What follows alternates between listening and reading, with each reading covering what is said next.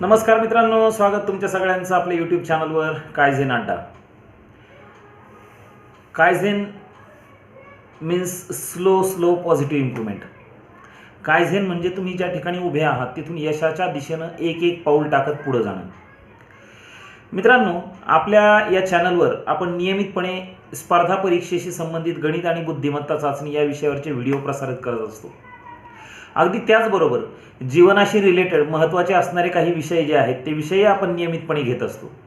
आजचा विषयसुद्धा त्यापैकीच एक आहे. आपल्या आजच्या विषयाचं नाव आहे एनर्जी सायकोलॉजी, ऊर्जेचं मानसशास्त्र. मग हे ऊर्जेचं मानसशास्त्र काय आहे, एनर्जी सायकोलॉजी काय आहे, या विषयाला सुरुवात करण्याअगोदर आपण एक प्रसंगाकडे जाणार आहोत. आणि तो प्रसंग असा आहे की मी रस्त्याने चाललेलो आहे आणि समोरून एक मोठा ट्रक भरधाव वेगाने येतो आहे. आता आपल्या शरीरामध्ये नेमकी काय प्रक्रिया होणार, तर माझे डोळे जे आहेत ते त्या ट्रकला पाहणार. मग माझे डोळे मेंदूकडे निरोप पाठवणार की समोरून एक भरधाव वेगाने ट्रक येतो आहे. मग मेंदू त्या घटनेवर विचार करणार आणि मेंदू पायांना निरोप पाठवणार की तुम्ही रस्त्यावरून बाजूला व्हा, समोरून एक ट्रक येतो आहे. मित्रांनो, ही शरीरामध्ये घडणारी एक क्रिया आहे. परंतु ही जी क्रिया आहे ही क्रिया अगदी सेकंदाच्या हजाराव्या लाखाव्या भागामध्ये होऊन जाते. अगदी झटपट घडून येते. आपल्याला त्याची विशेष अशी जाणीवसुद्धा होत नाही. अशा दैनंदिन जीवनामध्ये असंख्य घटना होत असतात. मग माझा एक प्रश्न आपल्याला असा आहे की ही जी घटना आत्ता आपण पाहिली, ती घटना घडण्यासाठी माझ्या डोळ्याकडून मेंदूकडे जाणाऱ्या किंवा मेंदूकडून पायाकडे येणाऱ्या अशा काही वायरिंग्स वगैरे बसवलेल्या आहेत का आपल्या शरीरामध्ये? आणि जर ते बसवलेल्या नाहीत हे आपल्याला माहिती आहे, तर मग हे कार्य कसं चालतं? तर लक्षात घ्या मित्रांनो, हे सगळं कार्य जे चालतं हे ऊर्जेच्या जोरावर चालत असतं, एनर्जीच्या जोरावर चालत असतं. शास्त्रज्ञांनी प्रत्येक वस्तू जी आहे त्या वस्तूच्या आतमध्ये खोलात जाण्याचा प्रयत्न केला. त्यावेळेस त्यांच्या असं लक्षात आलं की प्रत्येक वस्तू जी आहे ती अणूपासून तयार झालेली आहे. शास्त्रज्ञांनी अणूचा अभ्यास करायचा प्रयत्न केला. त्यावेळेस त्यांच्या असं लक्षात आलं की मध्यभागी एक केंद्रक असतो आणि त्या केंद्रकाच्या भोवताली इलेक्ट्रॉन्स फिरत असतात. शास्त्रज्ञांनी त्याच्या आतमध्ये जाण्याचा प्रयत्न केला तर त्या केंद्रकामध्ये त्यांना प्रोटॉन आणि न्यूट्रॉन दिसले. त्या प्रोटॉन आणि न्यूट्रॉनच्याही पलीकडे जाण्याचा प्रयत्न केला. त्यावेळेस त्यांना एक कॉर्क दिसलं. त्याच्या आतमध्ये त्यांना दिसलं फक्त एक स्पंदन, ओनली अ सिंगल व्हायब्रेशन. म्हणजे ज्या वेळेस एखाद्या ताकदवान मायक्रोस्कोप खाली तुम्ही एखादी वस्तू पाहता त्यावेळेस आपल्याला फक्त व्हायब्रेशन्स दिसतात, बाकी काही दिसत नाही. मग आता लक्षात ठेवा, एखादी निर्जीव वस्तू जरी ताकदवान मायक्रोस्कोप खाली पाहिली तरी सुद्धा आपल्याला फक्त ऊर्जेची स्पंदनं दिसणार आहेत. आणि एखादं सजीव शरीर जरी एखाद्या मायक्रोस्कोप खाली पाहिलं तरी सुद्धा आपल्याला फक्त ऊर्जेची स्पंदनं दिसणार आहे. आणि मग लक्षात घ्या मित्रांनो, मग लौकिक अर्थानं त्या निर्जीव वस्तूमध्ये आणि या सजीवामध्ये तसा काही फरक नाही, कारण दोन्हीकडेही फक्त ऊर्जा आहे. मग लक्षात घ्या, त्या वस्तूमध्ये आणि या शरीरामध्ये नेमका फरक काय आहे, तर तो फरक आहे ऊर्जेच्या फ्रिक्वेन्सीचा. ती एनर्जी जी आहे त्या एनर्जीची फ्रिक्वेन्सी वेगळी आहे, या एनर्जीची फ्रिक्वेन्सी वेगळी आहे. आता एनर्जीच्या फ्रिक्वेन्सीचा काय संबंध आहे हे एका सेकंदामध्ये तुम्हाला सांगतो, लक्षात घ्या.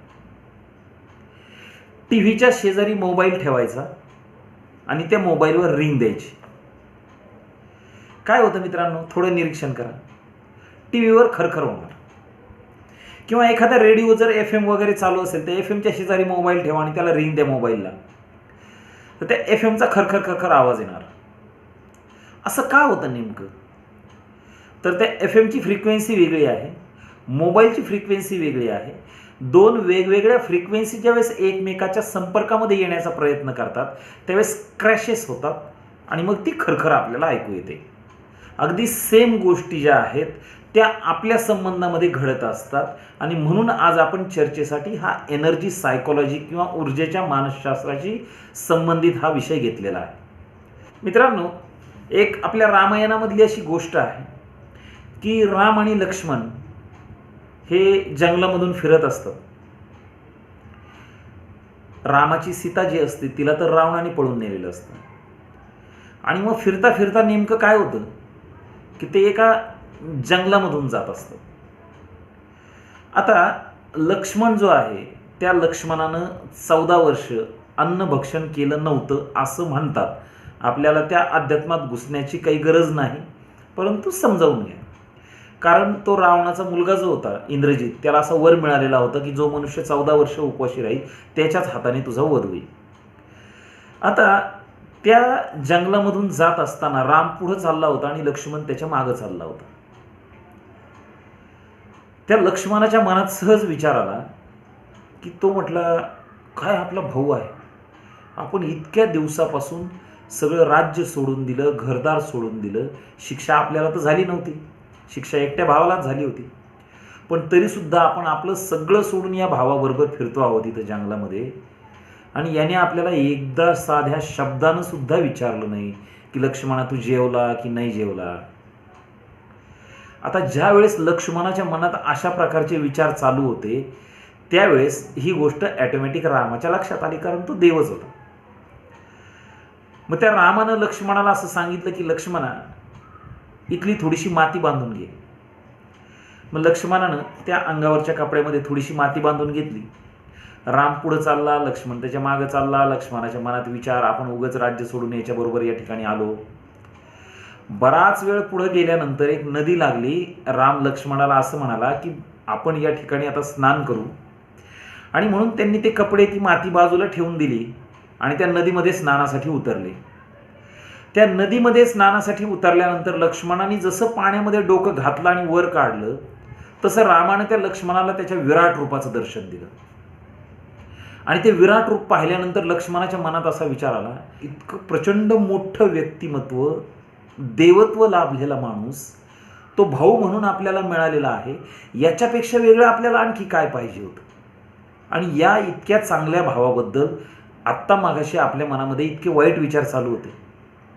आता ज्यावेळेस लक्ष्मणाच्या मनात हा विचार आला तो विचारही रामाला समजला, कारण तो देवच होता, त्याच्या लक्षात आलं. आणि मग त्या रामानं लक्ष्मणाला असं सांगितलं की लक्ष्मणा, आपण मागाशी ज्या जंगलातून चाललो होतो त्या जंगलामध्ये सुंद आणि उपसुंद नावाच्या 2 राक्षस भावांचं युद्ध झालेलं होतं. एकमेकाबद्दलचे अतिशय वाईट विचार जे आहेत त्यांचे, त्या विचाराची फ्रिक्वेन्सी त्या वातावरणामध्ये पसरलेली होती. आणि म्हणून त्या वातावरणातून ज्यावेळेस आपण गेलो त्यावेळेस तुझ्या मनात तुझ्या भावाबद्दल तशा प्रकारचे विचार आले.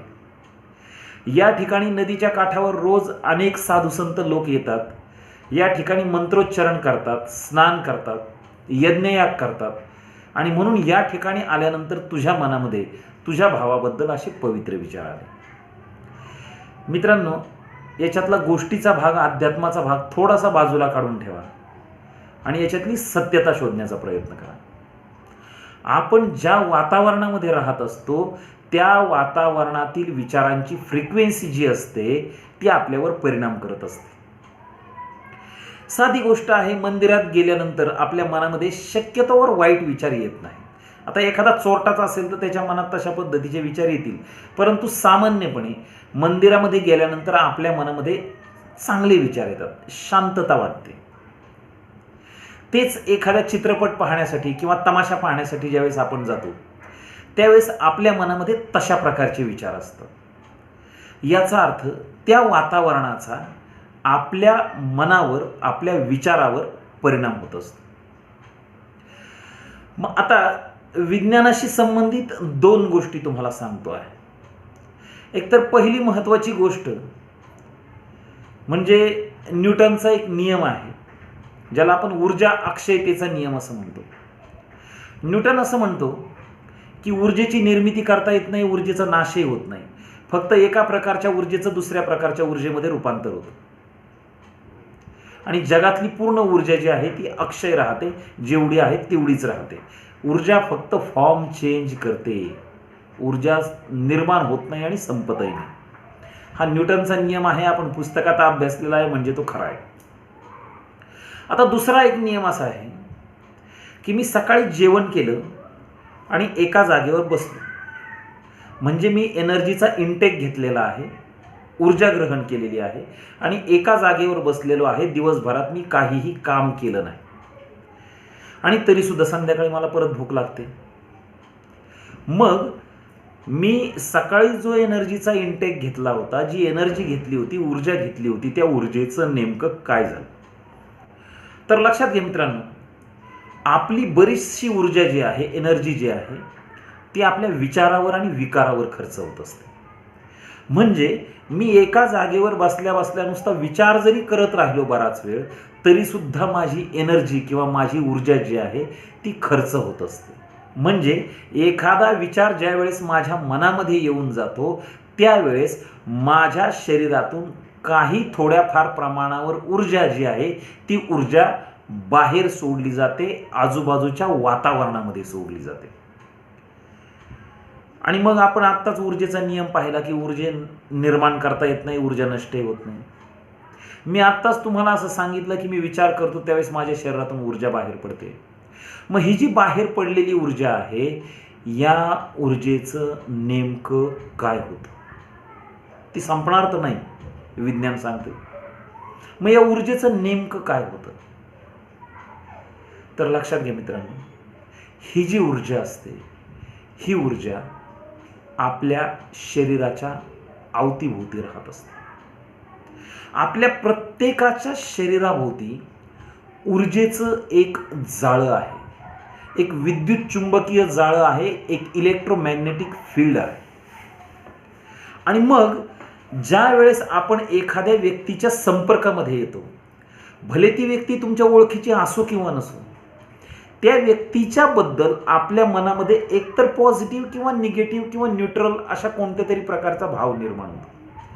मग ज्या व्यक्तीला आपण ओळखत सुद्धा नाही, त्या व्यक्तीच्या संदर्भात माझ्या मनात निगेटिव्ह विचार येण्याचं काय कारण आहे? याचं कारण असं आहे की ज्या वेळेस मी आणि ती व्यक्ती एकमेकाच्या संपर्कात आलो, भलेही आम्ही एकमेकाच्या शरीराला स्पर्श केला नसेल, पण ज्यावेळेस आम्ही एकमेकाच्या संपर्कात आलो, त्यावेळेस आमच्या शरीराच्या भोवती असणारं विद्युत चुंबकीय जाळं जे आहे, इलेक्ट्रोमॅग्नेटिक फील्ड जे आहे, त्या जाळ्यातली ऊर्जा जी आहे ती एकमेकाच्या संपर्कामध्ये येते. जर आमच्या दोघांच्या ऊर्जेची फ्रिक्वेन्सी एकमेकाशी थोडीफार मॅच होत असेल, तर आमच्या दोघांमध्ये एक प्रकारचं आकर्षण निर्माण होईल. आणि जर ही फ्रिक्वेन्सी वेगवेगळी असेल, तर मगाशी आपण पाहिल्याप्रमाणे FM आणि मोबाईल वेगवेगळी फ्रिक्वेन्सी असली की ती फ्रिक्वेन्सी, ती ऊर्जा एकमेकाबरोबर क्रॅश होते. अगदी त्याच पद्धतीनं त्याची आणि माझी ऊर्जा जी आहे त्याची फ्रिक्वेन्सी जर वेगवेगळी असेल, तर ती ऊर्जा जी आहे ती एकमेकाबरोबर क्रॅश होते आणि माझ्या मनात त्या बिगर ओळखीच्या व्यक्तीबद्दल एक नकारात्मक भावना निर्माण होते. मित्रांनो, अशा पद्धतीनं आपण जगातल्या प्रत्येक गोष्टीला पॉझिटिव्ह, निगेटिव्ह किंवा न्यूट्रल अशा प्रकारची ऊर्जा प्रदान करत असतो. लक्षात घ्या. बऱ्याच वेळा असं होतं, मी एक नवीन पेन विकत घेतो आणि पेन विकत घेतानाच मी असं म्हणत असतो की माझ्या खिशाला पेनच टिकत नाही. आत्ताच 2 दिवसापूर्वी पेन घेतला होता, तो गेला कुठेतरी, हरवला. आता हा पेन विकत घेतलाय, हा तरी 2 दिवस टिकतो की नाही कुणास ठाऊक. म्हणजे मी तो पेन घेत असतानाच त्या पेनाला एक प्रकारची निगेटिव्ह एनर्जी प्रदान केलेली आहे. चष्मा विकत घेताना मी असं म्हणतो की मला चष्माच टिकत नाही, चष्मा घेतला की 15 दिवसात तो फुटतो. आता हा चष्मा घेतलेला आहे, हा तरी टिकेल की 8 दिवसात फुटेल कुणास ठाऊक. म्हणजे तो चष्मा घेतानाच मी त्याला एक निगेटिव्ह एनर्जी दिलेली आहे. लक्षात घ्या मित्रांनो. अगदी साधी साधी उदाहरणं याच्या संदर्भातली सांगता येतील. ज्या व्यक्तीला कुत्र्याची जास्त भीती वाटत असते, समजावून घ्या, एक ना एक दिवस त्याला कुत्रं चावणार. कारण कुत्रं समोर पाहिल्याबरोबर त्याच्या मनात लगेच विचार निर्माण होणार की हे कुत्रं मला चावतंय की काय, चावतंय की काय. तो तशा प्रकारचे विचार जे आहेत, तशा प्रकारची ऊर्जा स्वतःच्या शरीराबाहेर सोडायचा प्रयत्न करणार. जो मनुष्य घराच्या बाहेर पडताना 17 वेळेस आपल्या घरातलं कुलूप असं हलवून पाहतो, समजावून घ्या त्याच्या घरात एक ना एक दिवस दरोडा पडणार. आता हे विनोदाच्या गोष्टी आहेत, थोड्याशा बाजूला ठेवून द्या. परंतु तरीसुद्धा माझ्या सांगण्याचा मुद्दा याच्यामध्ये असा लक्षात घ्या की मी माझ्या विचारामधून आजूबाजूच्या वातावरणामध्ये पॉझिटिव्ह किंवा निगेटिव्ह एनर्जी सोडत असतो आणि ती एनर्जी त्या वातावरणात राहत असते आणि एनर्जी परिणाम दाखवल्याशिवाय राहत नाही. एनर्जी आपला परिणाम दाखवतेच. सामान्य उदाहरण आहे, एकाच आंब्याच्या झाडाच्या 2 कोयी आहेत. एक कोय या ठिकाणी लावली आणि दुसरी कोय रत्नागिरीला नेऊन लावली, दोन्ही ठिकाणी आंबे येणार, दोन्ही ठिकाणच्या आंब्याच्या झाडांना आंब्याची फळं येणार, पण दोघांची टेस्ट सारखी असणार नाही. लक्षात घ्या मित्रांनो, जर एकाच झाडाच्या त्या दोन कोयी होत्या तर त्यांची टेस्ट सुद्धा सारखी असायला पाहिजे, परंतु तशी ती असत नाही, कारण वातावरणाचा परिणाम त्याच्यावर होत असतो. आणि मग जर झाडावर वातावरणाचा परिणाम होतो, कीटकांवर वातावरणाचा परिणाम होतो, या जगातल्या क्षुद्राती क्षुद्र वस्तूवर सुद्धा वातावरणाचा परिणाम होतो, तर आपण माणसं आहोत, आपल्यावर सुद्धा वातावरणाचा परिणाम होत असतो.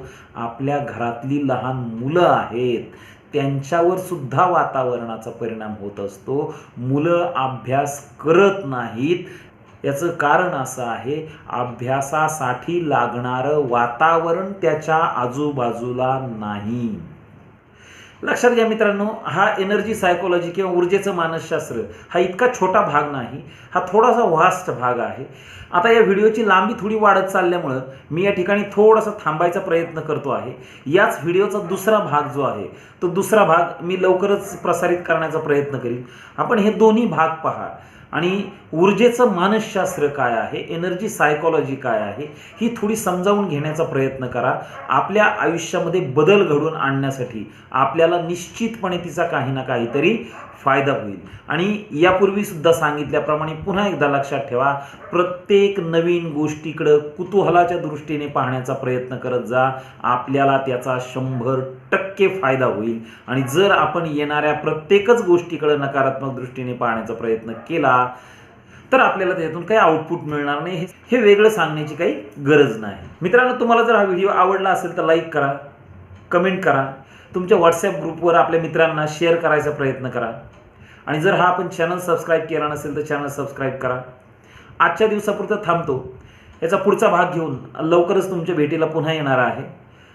लक्षात ठेवा, एनर्जी सायकोलॉजी, ऊर्जेचं मानसशास्त्र, ऊर्जा प्रत्येक क्षणाला आपल्यावर परिणाम करत आहे. पॉझिटिव्ह विचार करा, पॉझिटिव्ह एनर्जी शरीराच्या बाहेर पडेल. निगेटिव्ह विचार केला तर पॉझिटिव्ह आयुष्य कधीच आपल्या वाट्याला येऊ शकणार नाही. नमस्कार.